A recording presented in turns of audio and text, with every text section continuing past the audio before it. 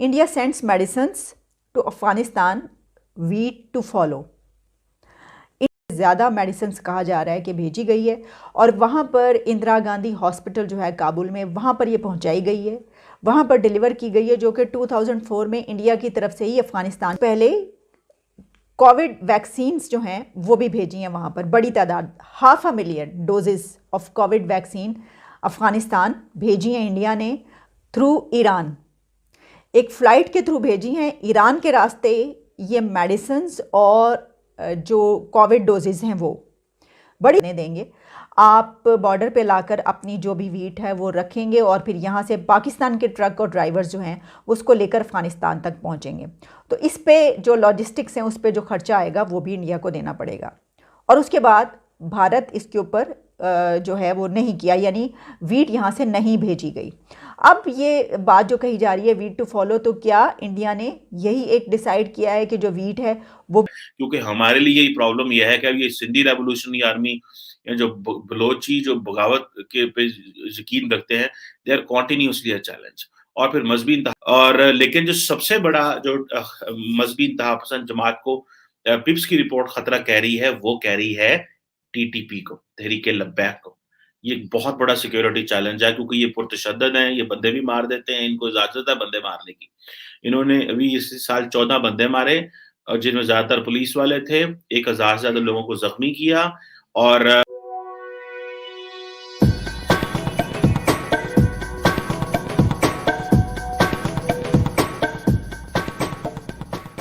India sends medicines to Afghanistan, wheat to follow.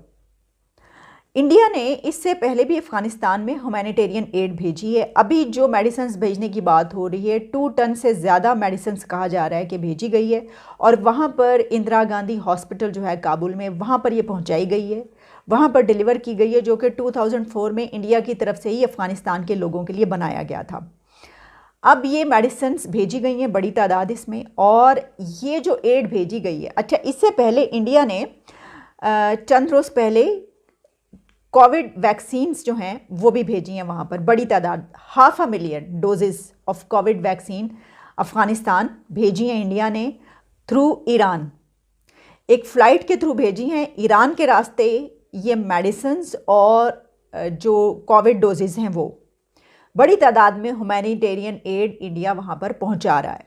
अच्छा, आपको याद होगा ये जो कहा जा रहा है वीट टू फॉलो, इससे पहले भारत ने पाकिस्तान को ये कहा था कि इंडिया पाकिस्तान के ज़रिए अफ़गानिस्तान में वीट भेजना चाहता है। अब क्योंकि उसकी जो कैलकुलेट किया गया, उसको कैलकुलेशन थी वो बहुत बड़ी तादाद बन रही थी, कहा गया, फिर चंद महीने इसमें गुजर गए, उसके बाद जवाब नहीं दिया गया। तो फिर जो एक डेलीगेशन आया तालिबान का, फिर उनको कहा गया कि भाई आप कीजिए पाकिस्तान की हुकूमत से बात। उन्होंने कहा कि भाई इंडिया जो है वो एड भेजना चाहता है। तो उसके बाद प्राइम मिनिस्टर इमरान खान की तरफ से जो है ये कहा गया, उसके बाद भी कई दिन लिए गए और फिर ये कहा गया कि ठीक है हम ये मानते हैं और हम जो है ये एड यहाँ से आपकी चली जाएगी, पाकिस्तान इसकी इजाज़त दे देगा। अब इसका प्रोसीजर मैंने आपको बताया था कि ये क्योंकि इतनी बड़ी तादाद में है तो ये कोई 1-2 दिन की बात नहीं होगी, इस पर काफ़ी टाइम भी लगेगा और इस पे काफ़ी खर्चा भी आएगा। और हुआ यही कि पाकिस्तान की तरफ से ये कहा गया कि जो इसका एक्सपेंडिचर है, यानी जो इसको हम क्योंकि आपके ट्रक नहीं गुजरने देंगे, आप बॉर्डर पे लाकर अपनी जो भी वीट है वो रखेंगे और फिर यहाँ से पाकिस्तान के ट्रक और ड्राइवर्स जो हैं उसको लेकर अफ़गानिस्तान तक पहुँचेंगे। तो इस पे जो लॉजिस्टिक्स हैं उस पे जो खर्चा आएगा वो भी इंडिया को देना पड़ेगा। और उसके बाद भारत इसके ऊपर जो है वो नहीं किया, यानी वीट यहाँ से नहीं भेजी गई। अब ये बात जो कही जा रही है वीट टू फॉलो, तो क्या इंडिया ने यही एक डिसाइड किया है कि जो वीट है वो भी ईरान के थ्रू भेजेगा। हालांकि जो ईरान का हम पहले भी इस पे बात कर चुके हैं कि ईरान के बॉर्डर से वीट भेजना बहुत ज़्यादा एक्सपेंसिव पड़ेगा।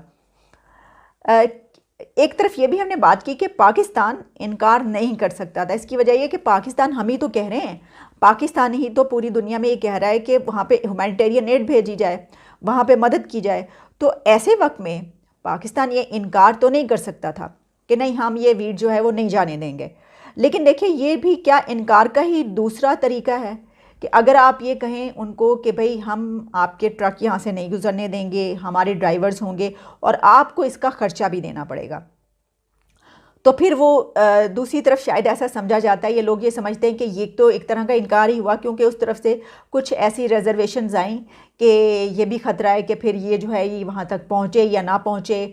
और फिर ज़ाहिर है अगर आपने दूसरे के हाथ में लाकर दे दी तो वो किस हद तक ट्रस्ट किया जा सकता है कि वहाँ पर पहुँचेगी, और जबकि हमारे ताल्लुकात और सब कुछ भी ऐसा हो। तो मैं ये समझती हूँ कि वो चीज़ तो पहुँचनी थी, लेकिन ये जो प्रॉब्लम है, और भारत को भी ये प्रॉब्लम नहीं है, ये ख़तरा नहीं है कि वहाँ तक पहुँचेगा नहीं पहुँचेगा, उनको पता है कि ये पहुँचेगा। लेकिन वो जो उसके अंदर ये बात कही जा रही है कि सब कुछ इधर से ही होगा, और उनको लाकर एक बड़ी एक्सरसाइज के पहले वो वहाँ यहाँ पर रखना पड़ेगा। तो ये एक बात थी, और बात वहीं पे अटक गई। और फिर हमने जो है वो ख़र्चे का भी उनको कह दिया। तो जब आप इतनी ज़्यादा कंडीशंस लगा देते हैं, तो हम तो एक तरफ ये समझते हैं कि दोनों कंट्रीज़ जो हैं वो नेबरिंग कंट्रीज़ होने की वजह से हमें एक दूसरे के साथ जो है वो शुरू करनी चाहिए तिजारत, हमें एक दूसरे के साथ ट्रेड स्टार्ट करनी चाहिए।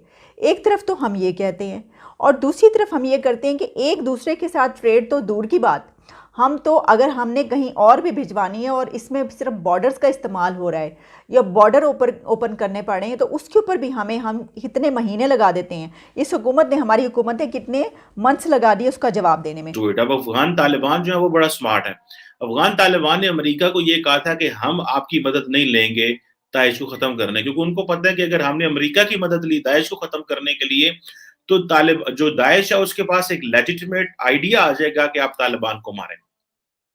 सो वो जो पब्लिक सपोर्ट है वो नहीं चाहते कि तालिबान वो करें, इसीलिए तालिबान जो है वो पाकिस्तान को भी टफ टाइम दे रहे हैं कि वो जो विद इन द अफगानिस्तान जो एक दाएं बाजू का पश्तून और जो तालिब और वो जो देवबंद एक माइंडसेट है जो कि एंटी पाकिस्तान है, आपको पता है लार्जली पिछले 20 साल, क्योंकि पाकिस्तान के अगेंस्ट अफगानिस्तान में एक एनवायरनमेंट रहा, तो वो उसको वो नहीं चाहते कि वो चेंज हो। सो वो तालिबान नहीं समझते कि हमें पाकिस्तान के हक में माहौल बनाना चाहिए।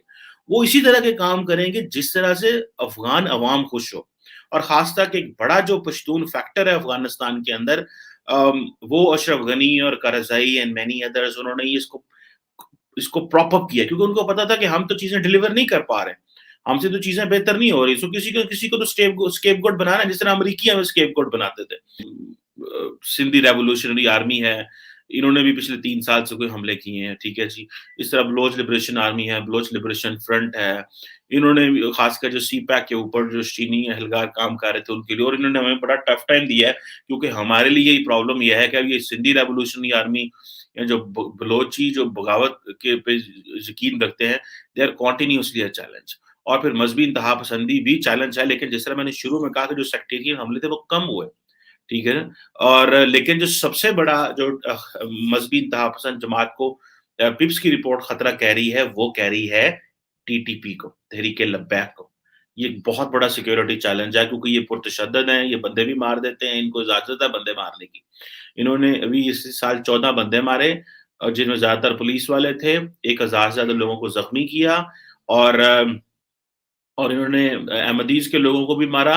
और इन्होंने जिसे कहते हैं ना, इनके जो थ्रेट्स हैं या इनके जो अटैक्स हैं, उसमें एज कम्पेयर टू 2020 46% इजाफा हुआ है।